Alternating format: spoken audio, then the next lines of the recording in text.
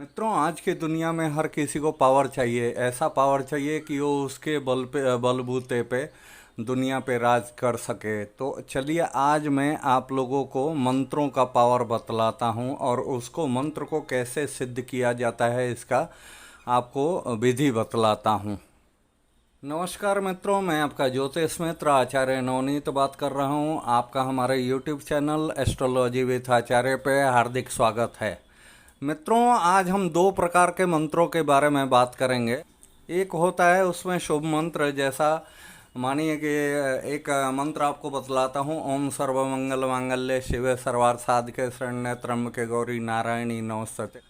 और एक होता है शत्रुनाशक मंत्र। तो इन दोनों का मैं आपको विधि बतलाता हूँ। इन दोनों में जैसा मान के चलिए कि आप गायत्री मंत्र को सिद्ध करना चाहते हैं या महामृत्युंजय के मंत्र को सिद्ध करना चाहते हैं या दुर्गा सप्तशती के किसी मंत्र को सिद्ध करना चाहते हैं, तो एक तो होता है धन के लिए, एक होता है इंसान के सुख समृद्धि के लिए, और एक मंत्र होता है कि इंसान का शत्रुओं से रक्षा के लिए। लेकिन सारे मंत्रों को सिद्ध करने का बस एक ही लॉजिक है कि आप अपने घर में इसको बैठ के आसानी से इन मंत्रों को सिद्ध कर सकते हैं। वो जैसा आप कहीं किताब में पढ़ते होंगे कि इसके लिए नरमुंड लाइए या आपका कंकाल लाइए या शमशान में जाइए, ऐसा कोई विधि विधान मैं आपको नहीं बतलाऊंगा। मैं आपको सीधा सरल जो घर में आप पूजा पाठ करते हैं उसके द्वारा मैं आपको बतलाऊंगा कि मंत्रों को सिद्ध कैसे किया जाता है और मंत्र के सिद्ध होने के बाद क्या कुछ होता है और मंत्र आपके लिए कैसे काम करता है। इन सब बातों पे आज मैं आप लोगों को बतलाऊंगा। जैसा मान के चलिए कि आपको किसी भी मंत्र को सिद्ध करना है, तो एक अमुक अच्छा सा कोई भी तिथि देख के जब शुक्ल पक्ष हो, जब चंद्रमा बढ़ते क्रम में हो, तो आप ये मंत्र का अनुष्ठान कर सकते हैं और वो मंत्र को सिद्ध करने के लिए आप प्रयत्न कर सकते हैं।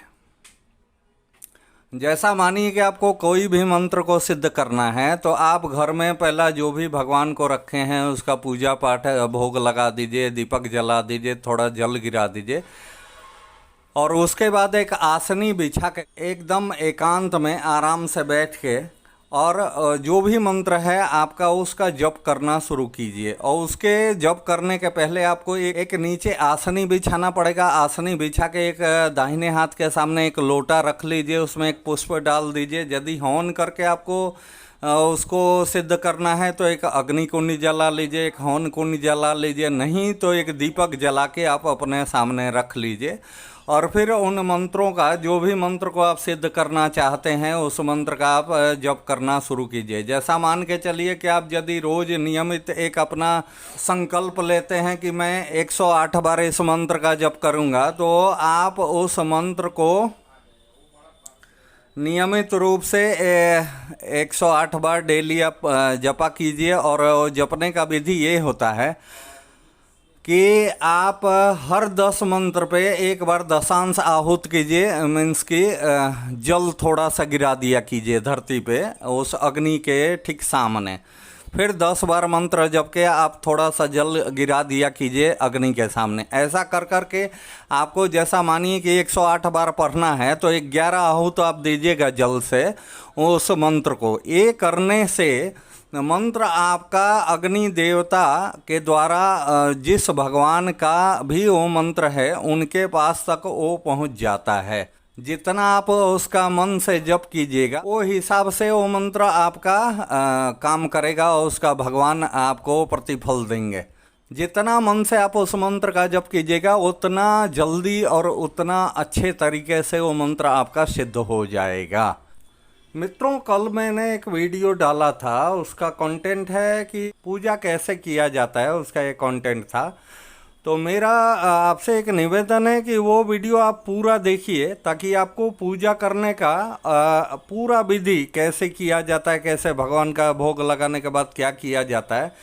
क्योंकि वो बिना देखे ये वीडियो आपका पूरा देखना माने आपको समझ में नहीं आएगा। वो वीडियो आपको पूरा जी देखते हैं तो आपको पूजा पद्धति के बारे में A to Z आपको समझ में आ जाएगा।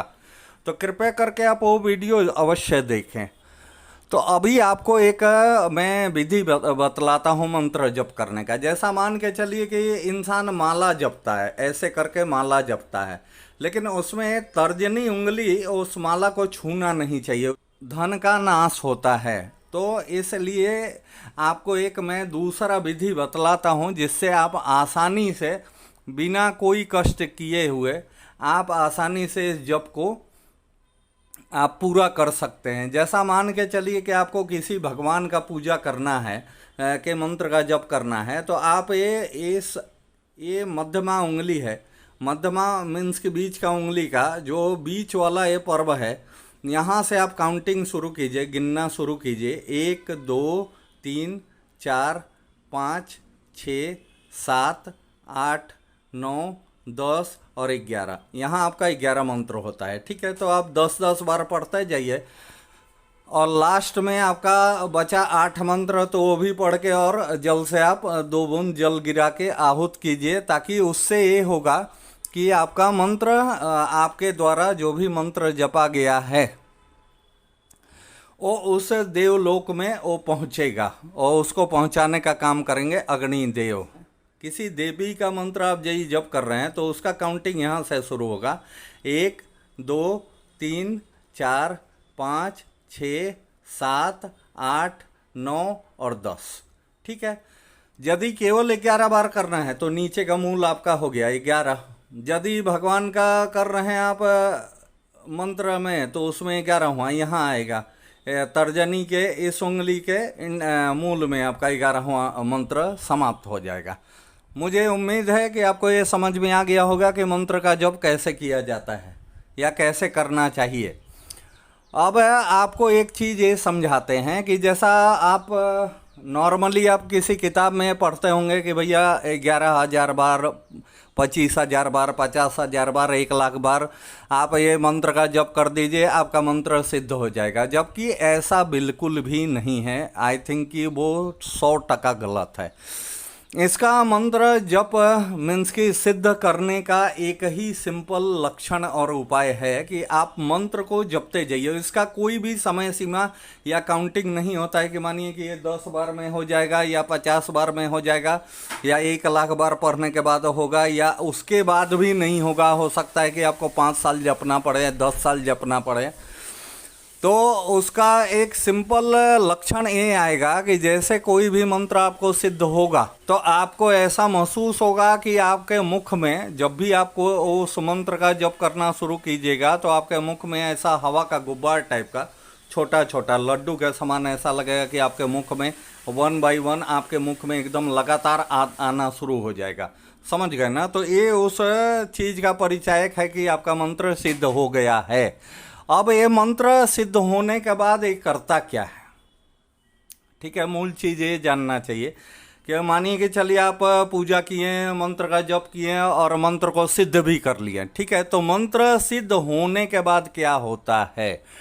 अभी मंत्र सिद्ध होने के बाद ये होता है कि जब आप मानिए कि कोई आदमी आपके परिवार में मानिए कि बीमार है, और यदि आप कोई भी गायत्री मंत्र या कोई भी महामृत्युंजय का मंत्र, जो मंत्र आपने सिद्ध कर लिया है, वो आप 11 बार केवल पढ़ के और यदि उस इंसान के ऊपर फूंक मारिएगा तो वो आदमी एकदम निरोग हो जाएगा। यही यदि इंसान यही मारण मंत्र का जप करके और यदि फूंक मारता है तो जिस इंसान के नाम के ऊपर वो जप करेगा तो वो इंसान बीमार हो जाता है। या ब्रह्मचर्य का पालन कीजिएगा और परस्त्री या दारू शराब से आपका कोई नेह नाता नहीं रहेगा, उस चीज़ को आप त्याग दीजिएगा। और शुद्ध मनकरण से आप यदि भगवान का स्मरण करके और ये जप कीजिएगा तब जाके ये मंत्र सिद्ध होता है। और वो मंत्र को ज्योतिष के किताब में तंत्र मंत्र यंत्र एंड एक्यूट साइंस के बुक में स्पष्ट तौर पे लिखा हुआ है कि वो मंत्र आपका गुलाम हो जाता है। वो आपके आदेश के हिसाब से पूरी जिंदगी आपके लिए वो वर्क माने काम करता रहेगा। जैसा आप उसको आदेश दीजिएगा वैसा वो काम करेगा। जैसा आपको एक छोटा सा उदाहरण देते हैं, आप देखे होंगे गांव साइड में लोग कहता है डाइन डाइन, या कोई बहुत बड़ा सिद्ध तांत्रिक है वो कैसे काम करता है? वो कोई ना कोई मारण या मोहन या मानिए कि वशीकरण या अलग अलग प्रकार का जो भी मंत्र होता है उसको सिद्ध कर लेता है, और वो समय अनुसार कार्यानुसार उस मंत्र का वो प्रयोग करता है इंसान के ऊपर। जैसा मानिए कि वो किसी इंसान को ये चाहता है कि वो उसको बीमार करे, तो वो एक इंसान का डायग्राम बनाएगा, मानिए कि एक तस्वीर बनाएगा, मुंह नाक हाथ पैर सब बना के उसके पेट के अंदर आपका नाम मंत्र को मिला के उसके बीच में आपका नाम लिख के और उसको गोला घेर के, और यदि उस मंत्र को यदि उसका जप करेगा तो जाके इंसान चाहे उसके पास हो या उससे हजारों कोसों दूर हो, तो इंसान धीरे धीरे बीमार होना शुरू हो जाता है या बीमार हो जाता है। तो मैं उम्मीद करता हूँ कि आप लोगों को ये समझ में आया होगा कि मंत्र के बारे में आपको कैसे सिद्ध करना है, मंत्र का क्या पावर होता है और मंत्र का कैसे प्रयोग किया जाता है। तो बस इस वीडियो में इतना ही मित्रों, आपसे विदा लेता हूँ। मैं आपका ज्योतिष मित्र आचार्य नवनीत। नमस्कार।